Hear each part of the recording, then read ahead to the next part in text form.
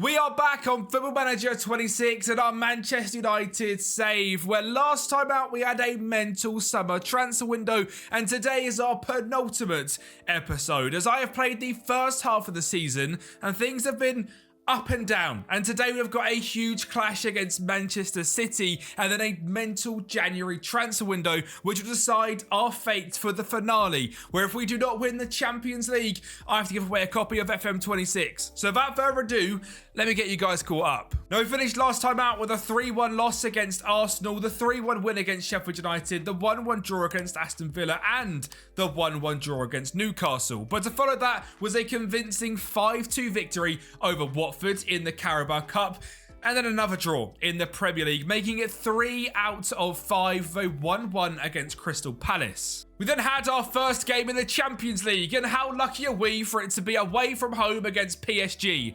They quite literally won the Champions League last time out in real life, and this was our first game back in the competition. I mean, this could quite literally be the team we would be facing in the final, but no, we're facing them now, and they're quite good. Vitinha got them off to a great start of an early 1-goal lead before Bruno Fernandes tied things up straight down the middle from the penalty spot. But PSG, to be honest, were just way too good. They are a simply tremendous side on this Football Manager. If you haven't played up against them yet, good luck. They are an absolute joke. And Ousmane Dembele in particular is just absolutely insane. Despite being hacked down by Cunha, PSG kept a lovely bit of possession. João Neves eventually finding a long switch out to the left-hand side. Kvaratskhelia Kvaratskhelia up against Ahmad. That seems unfair, eventually poked home by João Neves. And the game finished 3-1 in the end thanks to a late goal from Bradley Barcola. Luckily, next time out in the Champions League, we faced Napoli and beat them 3-0 before them facing FC Nordsjælland and putting them to the sword of a 2-1 victory with a 92nd minute goal from Benjamin Sesko. We then faced Gladbach away from home and drew that one 1-1 despite getting 2 red cards to Bruno Fernandes and Maximiliano Araujo, but it was against Ajax where we got back on winning terms, a 3-0 victory, goals from Sesko, Cunha and Paz, before I just played against Atletico Madrid and won that game 2-0 with Bruno Fernandes and Sesko scoring the goals. Which means so far in the Champions League, we are in the top 8 and have got our bye into the round of 16 with just 2 games to go. We'll be facing up against AC Milan away from home and Club Bruges at home. So I'd like to think there's a decent chance we will not be in the knockout playoff round, but straight into the round of 16. And like I said, if I don't manage to win these 2 games, I don't manage to win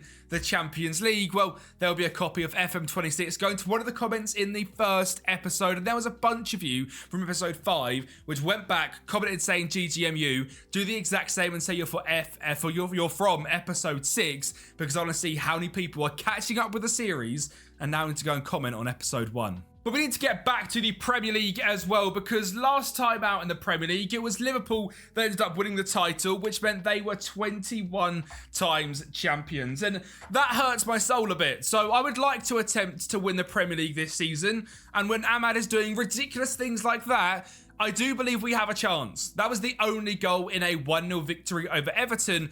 And us playing against these sort of smaller teams and winning has been something we've been very good at. And that's partly down to our attacking variation of our Ruben Amorim tactic, where we now have a video on the channel, which I remember to link at the end of this video, where I break down all 3 tactical variations, this attacking one, the defensive one, and our standard variation. And having an attacking tactic to switch into has made a big difference this season. It's the way we managed to stick 3 past Wolves away from home, managed to beat Brentford at home 2-0 as well, or even our game in our standard tactics against Chelsea, where a Nico Paz brace also got us a 2-0 victory. But then sometimes we had games like this away from Ipswich, or we just simply could not put the ball in the back of the net, which kind of means I do need to go into the January market and sign a brand new striker, because despite absolutely loving Gonzalo, especially in the match engine, when I watch this guy play as a deep line forward, it is an absolute joy. But he scored 1 goal for us this season, didn't score any last season.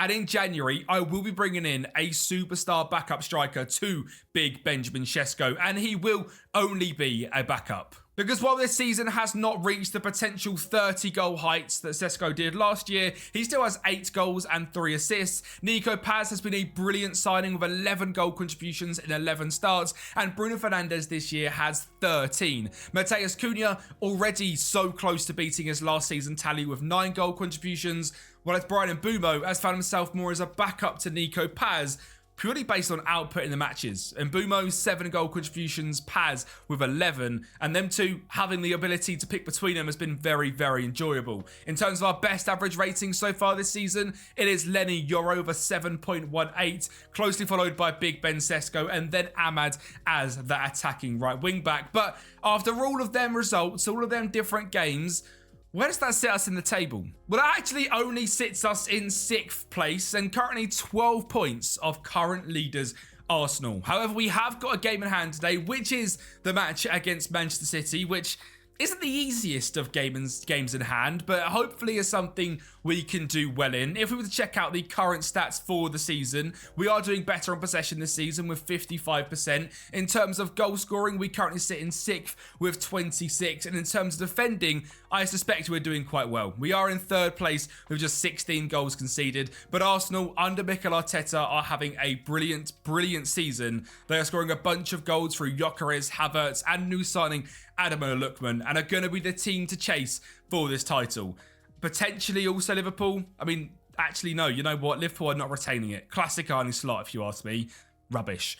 But anyway, this season is about us. Us winning the Champions League, but also getting back the Premier League title for Manchester United. So let's go into it. Let's have this game against Manchester City and see what we can do. And just quickly, if you were surprised about how we're sitting down in 6th place, there's just been too many draws this season. I mean, the draw against Villa to kick things off, the draw against Newcastle, the draw against Palace. We lost to Brighton away from home. They were just absolutely fantastic. And we lost to Villa at home as well in the Carabao Cup, meaning we are out of that one. We drew to Bournemouth away from home, and we lost to Spurs away from home. A Xavi Simons hat-trick. This guy seems to be broken on this game. 14 goals and 3 assists in 16 matches.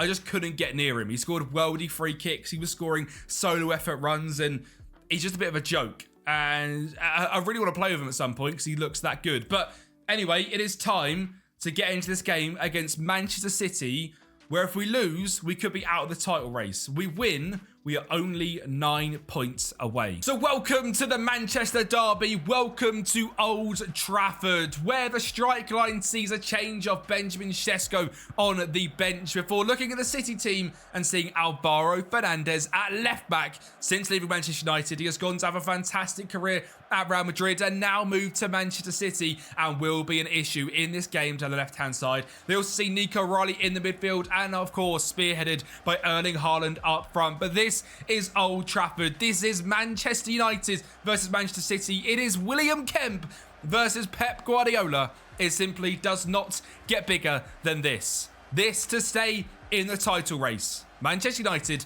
versus Manchester City. Brought to you live. That was way too fun. And straight away, we can see a pattern that we have had in recent matches, and that is dominating the ball. Kicking off this game 10 minutes in, 71% possession against Manchester City. And a lot of that comes down to the deep line forward, which in today's game is Mateus Cunha. City also playing Bar in the middle centre-back role, which is very interesting. So hopefully we can attempt to exploit him. But it is City on possession right now, and it is Bar on the ball. A wonder kid on this year's game. Finds Bernardo Silva. A great ball over the top to Nico Riley, who takes an effort, which is well saved by Senna Larman. So despite us dominating possession, it is Manchester City with the first highlight. But it doesn't take long for us to get the ball and start to build up, hopefully, an attack with William Pacho on the left-hand side, playing out to Patrick Dorgu. Sets it back to Bruno Fernandes, into William Pacho, stepping up slightly higher. Stiller finds Cunha. Cunha finds Ahmad. A beautiful run. Amad Diallo with a left foot and a save from Gianluigi Donnarumma. But that has been something we have managed to perfect in this tactic, is the Ahmad attacking runs down the right-hand side. And a great ball from Cunha there, just saved from Donnarumma. Now 42 minutes on the clock, another half hour gone in this game. It is Manchester City on the ball with Erling Haaland and Nico O'Reilly linking up. O'Reilly finds the ball through to Phil Foden down the left-hand side, beats his man, chips Labans with a lovely little dink, and does put City 1-0 up at Old Trafford, which is not okay. We cannot have this game being a loss. We have to come out of here with a victory. And hopefully we can grab a goal before half-time. A switch out to Ahmad, knocked in to Matheus Cunha, brings the ball down and holds it up. Finds Ahmad down the right-hand side once again, into Mbeumo. Mbeumo on the pitch instead of Sesko today. Finds Ahmad. Ahmad skips past his man, puts the ball in the box. Cunha saved on the line and cleared away. That was like a Trivela cross there from Ahmad, but saved from Donnarumma, and you have to feel like them sort of chances have got to go in a game like this. It's Stiller and Dorgu to the left-hand side. Dorgu whips it in. Nico Paz can't quite get on that one, which eventually takes us in to half-time. Now, we are going to be risky in this match. We simply cannot lose this game, and we are going to move in to our attacking tactic. In possession, a 3-2-4-1. Out of possession, dropping deeper. The wing-backs drop down into the wing-back position rather than playing as wingers. And we are going to make changes as well because we have to see results ASAP. I'm going to bring Cunha on for Dorgu. I'm going to put Nico Paz out as the left wing-back, and we are going to bring Sesko on. I think that is probably the best shout. I suppose in possession, we just have to double check we are getting this all right. And I think that is how it's going to roll. It is. Nico Paz is going to have a job out there defending on the left-hand side against their right winger. But we need to start going for this game, and it has to happen fast. We have a free kick in the 46th minute, straight from half-time. We're going to go short into Bryan Mbeumo, back to Bruno Fernandes to find Nico Paz. Paz on the ball, swings one out to the back post to Lenny Yoro down the line. Lenny Yoro drives in, has an effort, and once again, it just doesn't fall into the back of the net.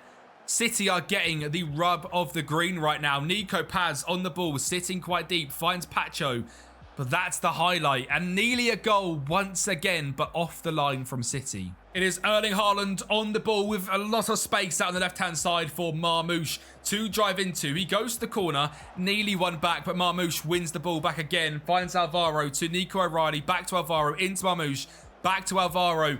A long-range effort, never going to go in from there. But 65 minutes on the clock, we're not scoring goals. We have now made changes with Mbeumo and Stiller coming off. And it's Nico Paz now on the right-hand side, finding Sesko to score to make it 1-1. We also switched to very attacking, and that pushed through a goal. And it's Big Ben Sesko opening the box, finding a bit of space and putting it in the back of the net and getting Paz in his favoured position. On the right-hand side, being able to be dangerous is Bruno Fernandes, a lovely ball into Ahmad, who finds Nico, and Sesko had to score from there, and he does.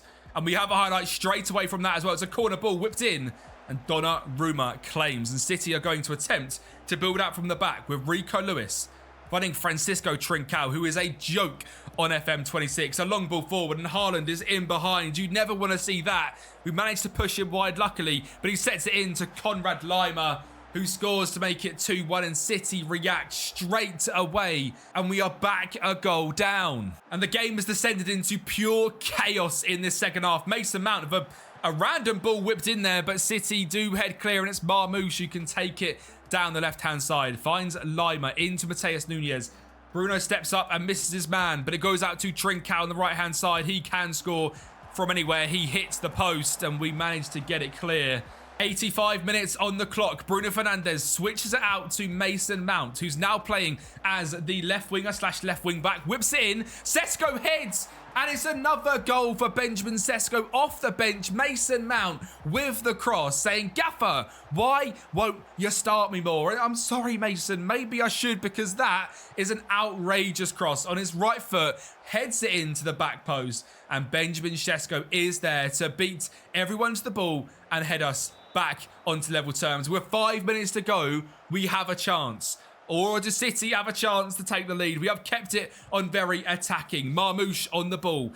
Can we win it back? Can we get possession back and hit them on the counter?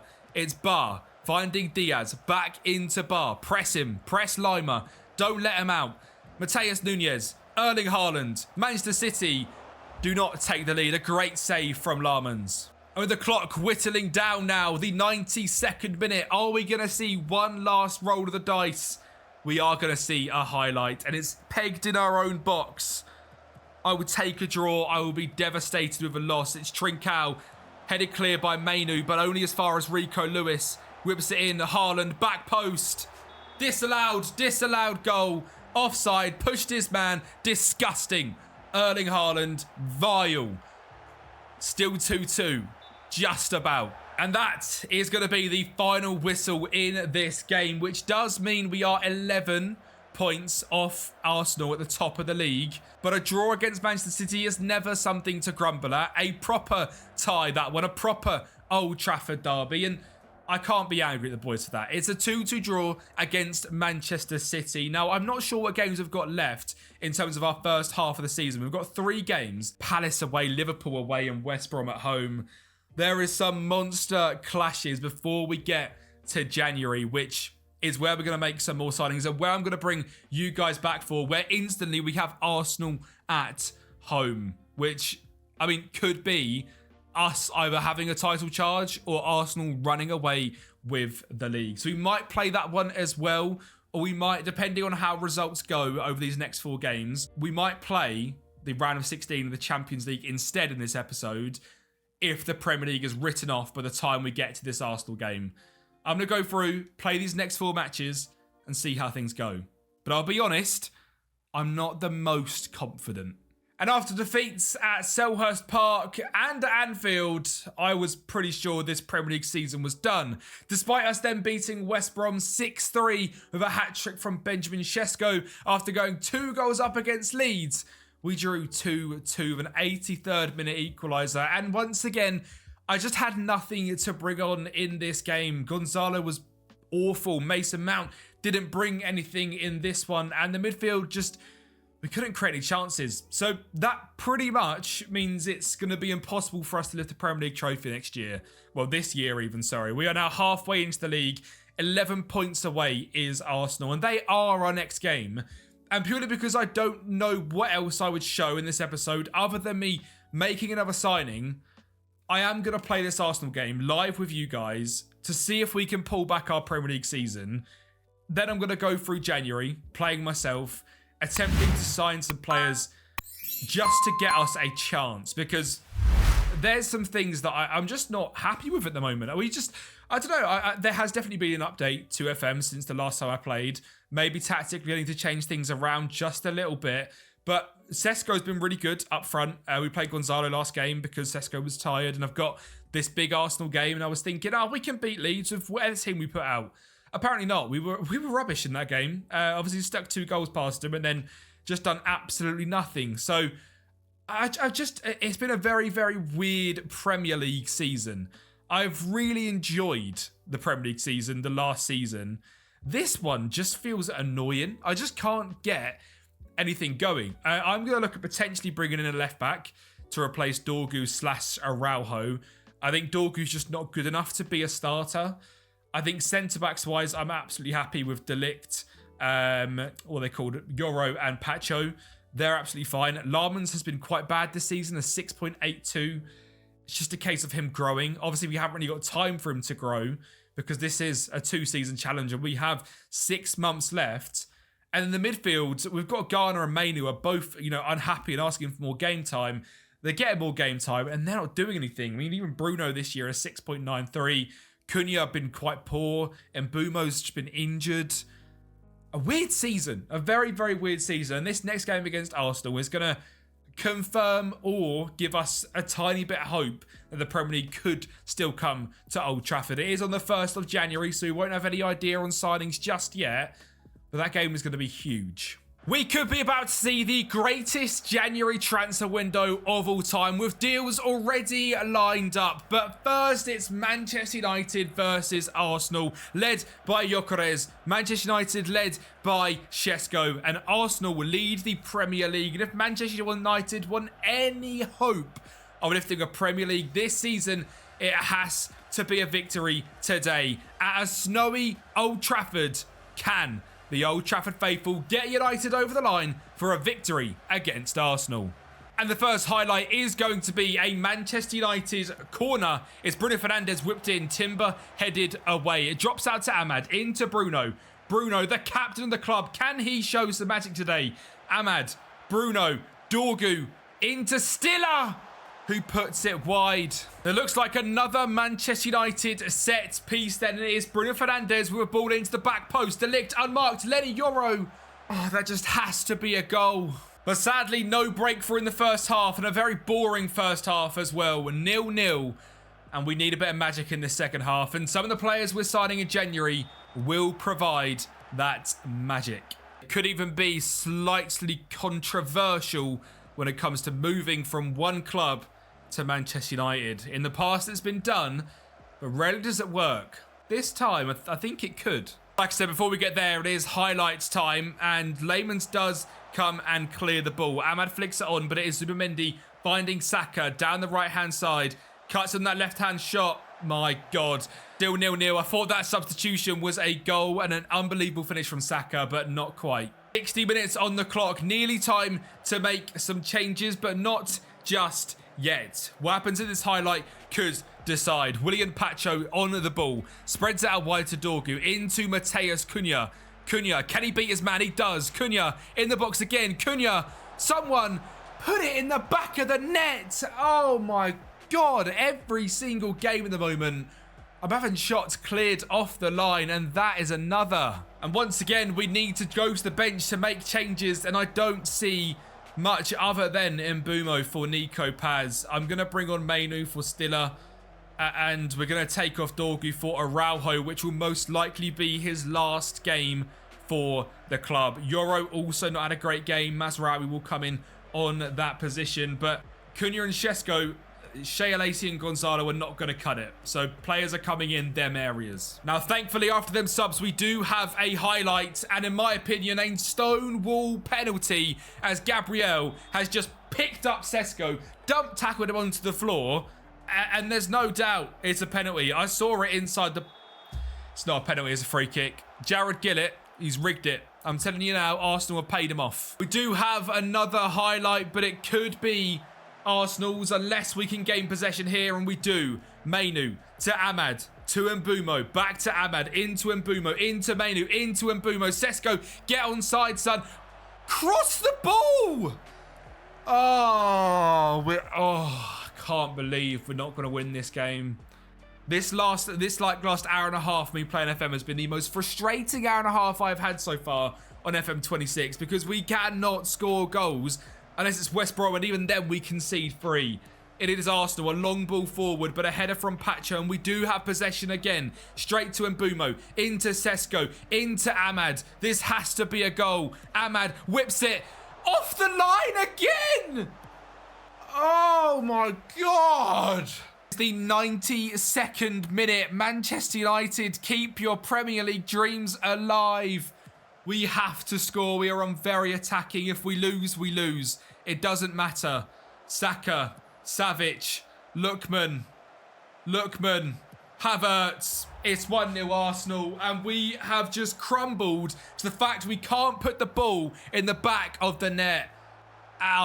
This has been such a good series, and we have crumbled in this episode. And everything we've done has come undone. We are now 8th in the Premier League, 32 points. And Arsenal go 11 points clear of us. I can't believe we haven't won that game. I can't believe we have just managed to lose another bit of ground. They are 14 points clear. The Premier League is wrapped up. We are not lifting it. We will finish this series of Liverpool with more trophies in the Premier League than Manchester United. Not the Premier League, just the First Division, of course. I need to delve into this transfer market, and there is outgoings happening. If we just check out the transfer activity right now, without spoiling the incomings, we have got two £50 million bids for Mason Mount, who, despite last season being one of our best players, this season has been absolutely awful in a 6.74. And despite being a good signing, to be honest, Araujo signed for how much? £24 million, is now looking to go to Saudi for 28.5. So a bit of profit on him. 18 games over a season. He's good, and I really like him as a backup to Dorgu, but Dorgu hasn't progressed. So Dorgu's got to go to the backup, and I've got to bring in a superstar there. And well, just a day later, we could either win over the fans with our very own welcome to Manchester, or we could be hated. But Jack Grealish is joining Manchester United for £23 million. Now, this could be a stroke of genius. Jack Grealish is a fantastic player at beating a man. He's got the technical ability to provide assists. And I think he could be brilliant for just 23 million. Last season, the game at Everton, done really well. Has gone back to City, 3 goals in 2 games, was transfer listed. £22 million for Jackie G. Let me know what you think about that in the comments down below, because I always thought Grealish could have been a brilliant player for Manchester United before moving to City, because he takes on his man. He can beat players repeatedly. He's great on the ball. He's great to watch. He's got the personality. And you go to Man City and you lose that.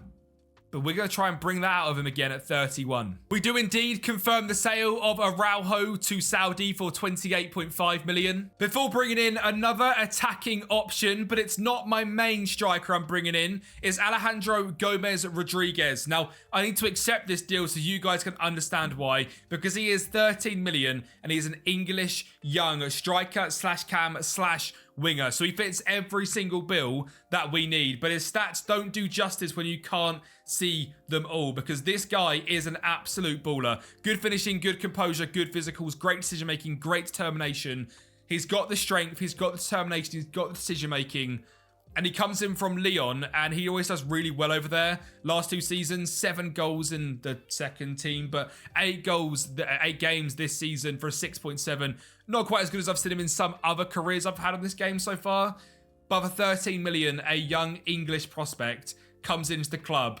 But don't worry, because there is a big striker coming in. But before that, we have yet another player coming in and them attacking midfielder positions. And it's the loan signing of Yakumba Minte coming in from Brighton, costing us just 725,000. And as we know, this guy just offered us pure speed off the bench, which is something I think we lack off the bench. Unless, you know, if Mbumo's on the bench and Paz starts, yes, we have it off the bench. If Mbumo starts and Paz is on the bench, I find we have no pace to bring on.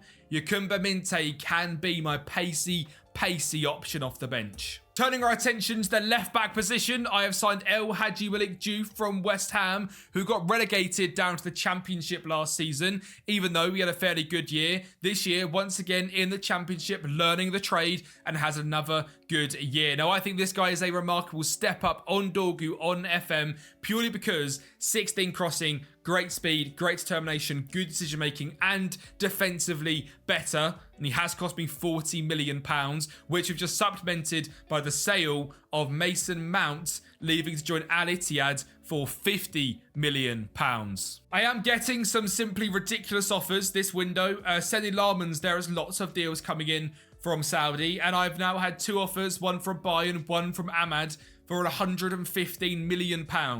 No, he's not going. He's Ahmad and he's staying at United, but them offers are absolutely crazy. I'm going to loan out Alejandro Gomez Rodriguez because, as you guys know, this save is a personal save for me as well. I will play it after the save is done and probably do like a full-on rebuild of this save at the end of it, like in a few weeks' time. But for me, I like him a lot. I've loaned him out to Birmingham, and now I've signed my striker, which sorts that issue out because John Duran joins the club on loan from Saudi, and I think that's a fantastic deal for him and Yakumba Minte. £1.5 million overall, and for the second half of this season, we've got John Duran, who is a 16 finishing, 13 composure, speed demon with 3 traits that are moves at the channels, cuts inside from both wings, and runs the ball often, which on FM is very overpowered, while being a big boy as well. And I think that's something I've missed off the bench. Gonzalo is not that. He's a little deep lying forward.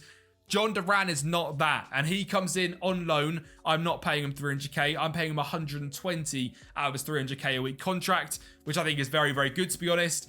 And that is probably me done for the January window, which is mental because I've just done so much in such a short space of time. I need to actually get my head around what has just happened. And now I think I can happily say that I am ready for this second half of the season, not to go out there and win the league, but to try and challenge for the Champions League. And obviously, depending on registration rules, I won't be able to bring in all of these players, but having someone like Duran that I can play in the Premier League, so Sesko can play in the Champions League, having Minte off the bench in the Premier League, so Mbumo can play in the Champions League without issues, and then Jack Grealish is going to be someone that plays a lot of games, because I want to see if I can have my own Carlos Tevez. I want to see if Jack Grealish can be my welcome to Manchester.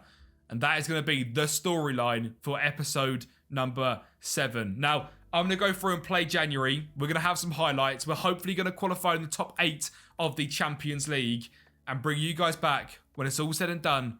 And hopefully we've had a much better January after that pretty dismal end to December and start to January. And when it didn't feel right to have at least one Champions League game in this episode, so we will go away to AC Milan and see if we can pick up a victory in a must-win clash, because this will effectively qualify us for the round of 16, which would be a huge victory based on how this season has gone. And can I just say how beautiful the Champions League presentation looks on FM26 here in the San Siro. The iconic music in the background, the Champions League ball in the middle. It looks incredible as well. And of course, all the licensing ready for this huge crunch clash. Manchester United, AC Milan, two of the biggest clubs in the land, face off in the Champions League. Now, due to registration rules, none of the new lads can play in this game, but they have pretty much all played for the club already in the games against Newcastle and Sheffield United. So this is just the standard team, so none of my new signings are here. And, oh God, I was already wishing one of them maybe already was, but it's fine because Lamans has saved us. And as things stand, it is still 0-0. But AC Milan look to be the team on the threaten, and Kunku with a free kick hits the post, and oh my God, we keep it at 0-0. Good Lord. And it is AC Milan on the ball once again, but the high press of Manchester United, could we stop them from getting out, or will it be one pass or a Bruno Fernandes tackle which sets them through? And Kunku, a ball through to Samuel Ricky, and he hits the post. It's got to be said, AC Milan have started this game very, very well. For a team on 9 points in the Champions League after 6 games, I was expecting a much easier game, but maybe I'm underestimating the Italian giants. It is Ricky finding Nkunku. Great ball through to Pulisic. We're lucky to still be drawing. Bruno Fernandes with the corner for Manchester United. 37 minutes on the clock. Headed clear. Drops to Cunha. Can he beat a man? Yes, he can. Mateus Cunha puts it wide of the mark. Nico Paz down the right-hand side. Tries to find Bruno, and he does. Bruno, though, poor pass, and it is going to be Euro heading the ball back to Stiller. Into Ahmad. Ahmad, great ball down the line. Nico Paz, drill it across. He does. Too close to the keeper. And I've not seen a single highlight in the second half until I started speaking, of course. And we are now 89 minutes into this game, which is pretty insane. I would take a 0-0 draw in this game, as much as it wouldn't be very entertaining for the video. But a win would be even better. I have got some youngsters on, including Chido Obi, who had a chance to make it 1-0 in this game. But sadly, he pokes over, and with 5 minutes left to go, I've tried to show an extra game for a bit more entertainment. It looks like FM had other ideas, as this game is going to fizzle out to a 0-0 draw. Now, for our Champions League qualification hopes, that's not bad. We have got home to Club Brugge up next, who are currently 30th on 4 points. We should be able to get a victory in that one. And let me show you the other victories we've just had. And we are, in fact, going to finish this video off with some lovely goals and a victory over Club Brugge, securing our place in the top 8 in the Champions League phase, which is a very successful first half of the season, considering this year is all about winning the Champions League. So while the Premier League might not be coming back to Old Trafford, we have set ourselves up in the best possible way so that I don't have to give away another copy of FM26, because, well, they're quite expensive. And I've already given away one in this series because Sesko let me down. Can the whole club band together and help me? As today, they showed that. A nice 3-0 victory over Club Brugge. And it was good to see, because we played some lovely football in this game, and it was the team which, you know, started out this season. You know, while it looks like Club Brugge are on a counter-attack, we're actually going to gain this ball back and go up there ourselves from winning this back with a high press, which we have managed to implement in this team, which is really good, and why I really love the Ruben Amorim tactic that we have built. We have managed to be defensively sound. We have managed to counter-attack teams. We have managed to be dangerous to pretty much anyone on the pitch. A ball through now into Nico Paz, who's leading the line in this one in the 85th minute, drives through and finishes home for that third goal, and a convincing victory. And you know, I'm very happy with that. To win this game means, like I said, top 8 football, and considering how January could have gone, it's not the end of the world, because the end of December was looking very, very bad. We did just draw 2-2 against Aston Villa. A brace from James Garner and a brace from Ollie Watkins shares the points in this one, which means it's actually not all over in the Premier League either, because we are 11 points behind with 14 games to go, which is a lot, but it's not impossible. It's really not. And I think we've already played some big teams already. We've got Fulham, Spurs, Brentford, Chelsea, Wolves. I mean, other than Chelsea, I could see us winning every game there. Leeds and West Brom win every game there. Ipswich win that game. And then we have City, Liverpool, Brighton, Everton, Bournemouth, Forest to finish the season. And of course, in that, we should hopefully have some huge Champions League games, and that will be the finale of this Manchester United FM26 beta save. And I've got to say a massive thank you, because the support on this series has completely outdone anything I ever thought a Let's Play kind of series could do, and it's made me realise that we are 100% going to do multiple of these kind of things. Unemployed to Champions League, Moneyball from nothing to the best team ever, youth to golds. We're going to do so many of them this year as well, and I've really found a passion in this kind of recording, so thank you so much for supporting it. It has been brilliant, and I really am thankful. So without further ado, let's end the penultimate episode of the Manchester United beta save, and so I'll see you guys next time for the finale.